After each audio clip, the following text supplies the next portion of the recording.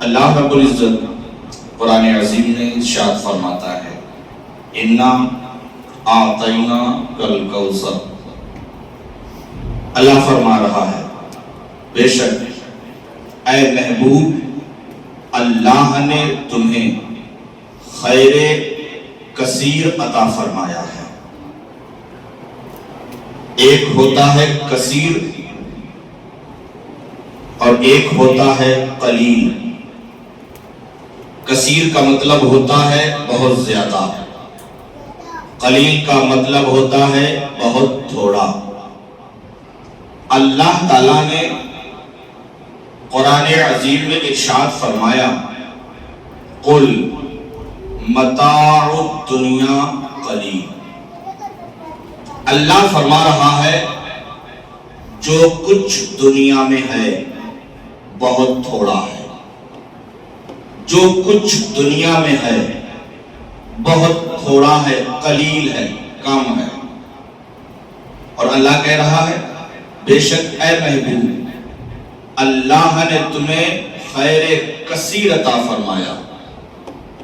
اس کا مطلب جو کچھ دنیا میں ہے وہ قلیل ہے۔ اب آپ اندازہ لگائیں یہ دنیا کتنی بڑی ہے، ہمارے نزدیک بہت بڑی نظر آتی ہے، بہت ساری چیزیں اس میں موجود ہیں اور ابھی کچھ ایسی بھی چیزیں آئیں گی جو ہم نے نہیں دیکھی ہیں۔ مثال کے طور پہ 20-25 سال پہلے چلے جائیں تو موبائل کہیں کہیں تھا، اور پہلے چلے جائیں تو نہیں تھا، آج ہے۔ ایسے ہی ابھی بہت ساری چیزیں آتی رہیں گی، لیکن اللہ کہہ رہا ہے دنیا میں جو کچھ ہے قلیل ہے، بہت تھوڑا ہے۔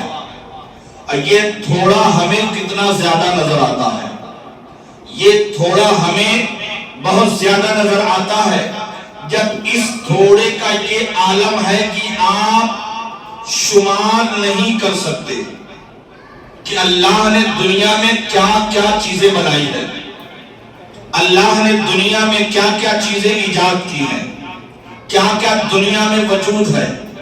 ہم اس کو شمار نہیں کر سکتے، ہم اس کی گنتی نہیں کر سکتے، لیکن اللہ کہہ رہا ہے یہ تھوڑا ہے۔ ہمیں جب تھوڑا اتنا ہے، آپ دیکھیں یہ تھوڑا اتنا زیادہ ہے کہ ہم شمار نہیں کر سکتے، اور جو زیادہ ہوگا اس کا اندازہ بھی نہیں لگا سکتے۔ جب تھوڑے کا یہ حال ہے، تھوڑے کا یہ حال ہے کہ ابھی بہت ساری چیزیں آنا باقی ہیں، کوئی اس کی گنتی نہیں، کوئی شمار نہیں، تو اللہ نے ہمارے نبی کو، اللہ نے ہمارے نبی کو خیر کثیر یعنی اتنا عطا فرمایا ہے، اتنا عطا فرمایا ہے کہ آپ شمار نہیں، آپ ذہن و گمان بھی نہیں کر سکتے کہ کتنا عطا فرمایا ہے۔ اللہ رب العزت نے اتنا عطا فرما دیا، معلوم یہ ہوا کہ اللہ کے رسول کے نزدیک یہ دنیا کی ساری چیزیں کچھ نہیں ہے، جو کچھ ہے وہ میرے مصطفیٰ کی ذات ہے، جو کچھ ہے وہ میرے مصطفیٰ کی ذات ہے۔ اللہ نے 18,000 مخلوقیں بنائی ہیں، ساری مخلوق ایک طرف، ساری چیزیں ایک طرف، اور میرے نبی کا وجود ایک طرف، میرے نبی کی حقیقت ایک طرف، میرے نبی کو جو اللہ نے کثیر عطا فرمایا ہے وہ ایک طرف، اس کا شمار نہیں کیا جا سکتا۔ اللہ فرماتا اے محبوب انا اعطینا کل کوثر فصلی لربک وانحر۔ اللہ فرما رہا ہے میں نے تمہیں خیر کثیر دیا ہے، اور خیر کثیر کا مطلب یہ نہیں کہ جو کچھ دیا ہے اس کا مالک نہیں بنایا، نہیں، جو کچھ دیا ہے اللہ نے اس کا آپ کو مالک بھی بنایا ہے، اللہ نے اس کا آپ کو مالک بھی بنایا ہے، آپ جسے چاہیں عطا کر سکتے ہیں۔ اسی لیے ہمارا ایمان ہے، ہمارا عقیدہ ہے کہ اللہ کے پیارے رسول کو اللہ تبارک و تعالی دیتا ہے اور میرے نبی اپنی امت کو عطا کرتے ہیں، میرے نبی اپنی امت کو عطا کرتے ہیں۔ خیر کثیر اللہ نے عطا فرمایا۔ اب اللہ کہہ رہا ہے فصلی لربک، فصلی لربک، تو اے محبوب اللہ نے آپ کو خیر کثیر دیا، اتنا دیا کہ کوئی شمار نہیں کر سکتا، یا میں جانتا ہوں یا تم جانتے ہو۔ اللہ نے کہا اتنا دیا ہے ہم نے، یا رب جانتا ہے یا تم جانتے ہو، باقی کوئی نہیں جانتا۔ اب ایسا کرو کہ اپنے رب کے لیے نماز پڑھو۔ اللہ نے کہا اپنے رب کے لیے نماز پڑھو۔ جب اللہ نے نبی کو خیر کثیر عطا فرمایا تو اللہ تبارک و تعالیٰ ارشاد فرما رہا ہے اس کے ساتھ ساتھ فصلی لربک، تو اپنے رب کے لیے نماز پڑھو۔ اللہ نے نبی کو اتنا کچھ دیا تو نماز پڑھنے کا حکم دے رہا ہے۔ آپ اندازہ لگائیں، جسے اللہ خیر کثیر کہہ رہا ہے کہ اے نبی خیر کثیر میں نے تمہیں بھی دیا ہے اور تمہیں امت کو عطا کر دیا ہے، تمہیں امت کو عطا کر دیا ہے۔ آپ اندازہ لگائیں کہ ہم نبی کی امت ہیں، ہم محمد عربی کی امت ہیں۔ آپ اندازہ لگائیں کہ جب سرکار کا یہ عالم ہے تو سرکار کی امت ہم اور آپ ہیں، تو جب سرکار کی امت ہم اور آپ ہیں تو اللہ نے اتنا بڑا خیر اس امت کو عطا فرمایا، تو اب اس امت کو چاہیے کہ وہ اپنے رب کے لیے نماز ادا کرے، وہ اپنے رب کے لیے نماز پڑھے۔ جب اللہ رسول کو کہہ رہا ہے کہ فصلی لربک، نماز پڑھو اپنے رب کے لیے، تو جب حضور پر اتنا عائد ہو رہا ہے تو ہم پر کتنا عائد ہوگا، ہم پر کتنا عائد ہوگا۔ ہم کو تو ضروری ہے، لازم ہے، ضروری ہے کہ ہم اللہ کی نعمت کے شکریہ میں نماز ادا کریں۔ اب اس کے آگے اللہ کہہ رہا ہے وَانْحَرْ، اللہ کہہ رہا ہے وَانْحَرْ فَصَلِّ لِرَبِّكَ وَانْحَرْ، ساتھ ساتھ اس نے کہا اپنے رب کے لیے نماز پڑھو۔ اس کے بعد ایام نحر، ایام نحر، ایام نحر اسے کہتے ہیں جو 3 دن کا ہوتا ہے، جو ذی الحج کے مہینے میں آتا ہے، جس مہینے کا آغاز ہوا ہے، چل رہا ہے، جسے بقرعید کہتے ہیں۔ اس میں 10 تاریخ، 11 تاریخ اور 12 تاریخ یہ ایام نحر ہے۔ اس ایام نحر میں قربانی کی جاتی ہے، تو اللہ نے کہا قربانی کرو ایام نحر میں اپنے رب کے لیے، اپنے رب کو راضی کرنے کے لیے۔ پہلے عرب میں قربانیاں ہوتی تھی اس سے بھی پہلے، لیکن ذرا ہٹ کے تھی۔ وہ لوگ کعبے میں بہت سارے بت رکھے ہوئے تھے، تو وہ اپنے بتوں کے نام پر ذبح کرتے تھے، کاٹتے تھے۔ جیسے ہم ذبح کرتے ایسے نہیں کرتے، ایک بار میں کاٹتے تھے، ایک بار میں گردن اتارتے تھے، ان کا یہ طریقہ تھا۔ آج بھی ایسا طریقہ دنیا میں پایا جاتا ہے۔ تو اللہ تبارک و تعالیٰ نے ان کے مخالف اللہ کے رسول سے ارشاد فرمایا کہ تم ایسا کرو رب کے لیے۔ یہ جس کے لیے کرتے ہیں وہ ان کے رب نہیں ہیں، لیکن انہیں لگتا ہے کہ ان کے رب ہیں، تو ان کا وہ طریقہ ہے، کر رہے ہیں، کرنے دو، کوئی بات نہیں۔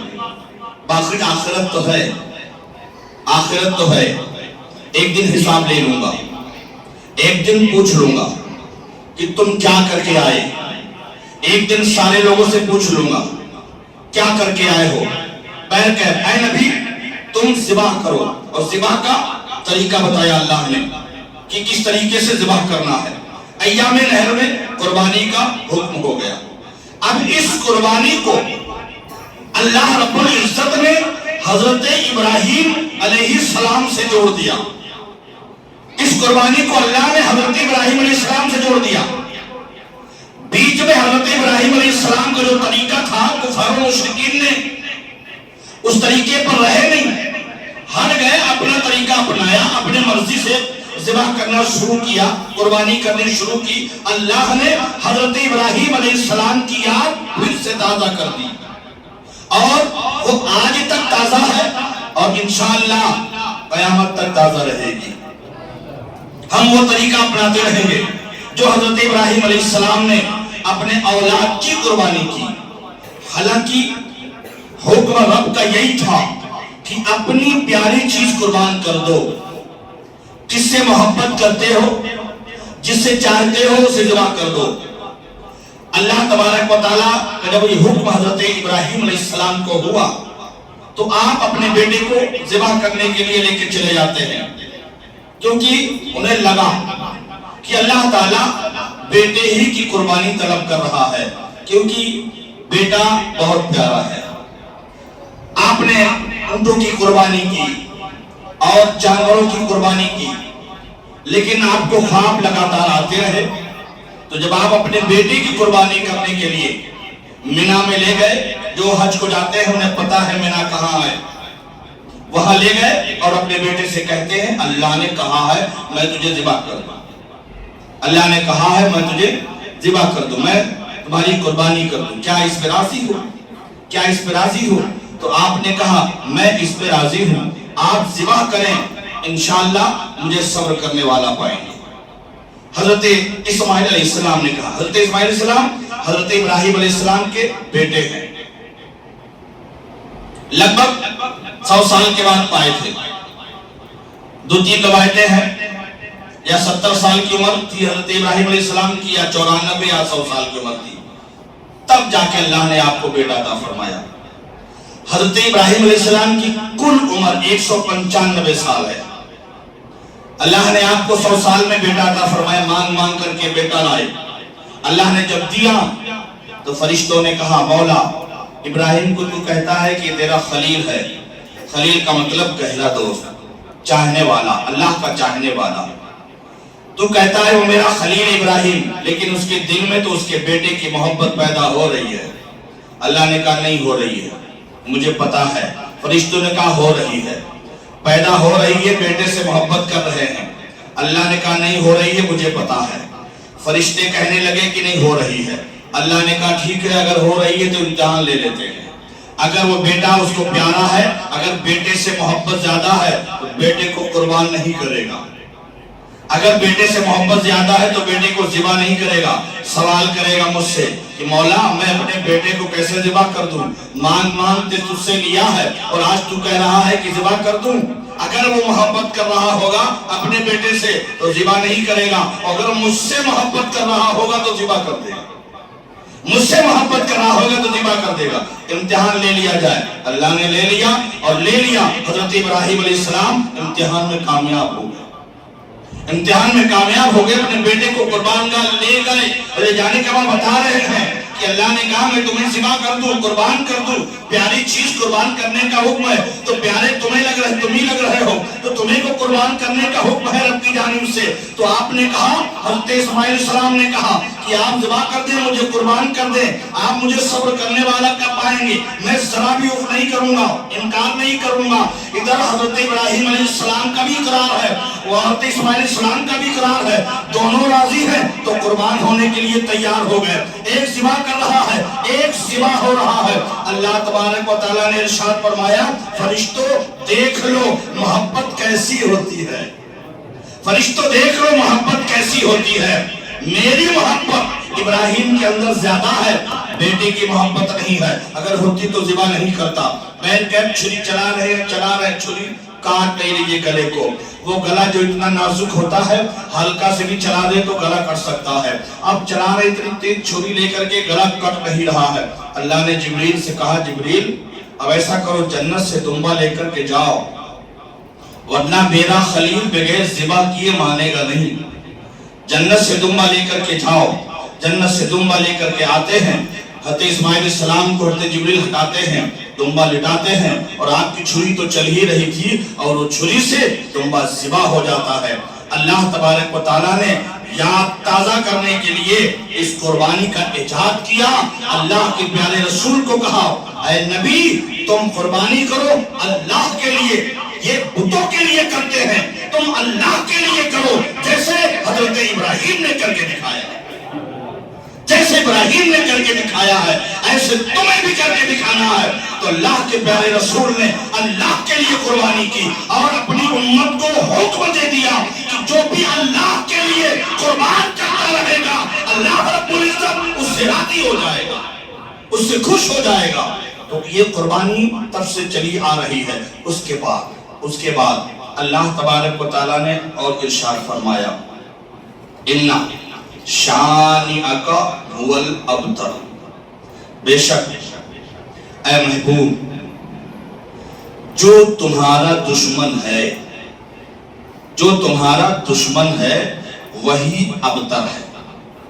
ابتر کا مطلب بیکار ہے, ابتر کا مطلب بے عقل ہے, بے وقوف ہے, اسے کچھ نہیں معلوم. ابتر یعنی بہت چھوٹا ہے, ادنا ہے, اس کی کوئی حقیقت نہیں. اے محبوب تمہاری تو بڑی حقیقت ہے, تم تو بڑی شان والے ہو, تم ابتر نہیں ہو, ابتر تمہارا دشمن ہے. اچھا یہ آیت کریمہ کیوں نازل ہوئی؟ اِنَّ شَانِئَكَ هُوَ الْأَبْتَرُ.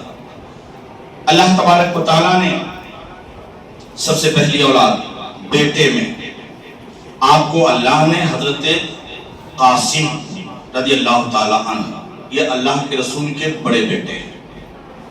جب آپ پیدا ہوئے اللہ تبارک و تعالیٰ نے کچھ دن کے بعد حضرت قاسم کو لے لیا, ان کا انتقال ہو گیا. جب انتقال ہو گیا تو سرکار کو لوگوں نے تانا دینا شروع کیا, اب کیا ہوگا تمہارا, اب تو تمہاری نسلیں مٹ گئی, جو ایک بیٹا تھا وہ بھی چلا گیا, اب تمہاری نسل کیسے چلے گی, اب تمہارا چرچا کیسے رہے گا. تو اللہ نے ارشاد فرمایا وَرَفَعْنَا لَكَ ذِكْرَكَ, تمہارا ذکر اتنا بلند ہے, تمہارا ذکر اتنا بلند ہے کہ تمہارے ذکر کو کرنے کے لیے کسی کو آنے کی ضرورت نہیں ہے, تمہارا رب ہی کافی ہے کہ تمہارا ذکر بلند کر دے, تمہارا رب ہی کافی ہے کہ تمہارا ذکر بلند کر دے. لوگوں نے تانا دیا تو سرکار مغموم تھے, بیٹھے تھے, سر کو نیچا کر گئے.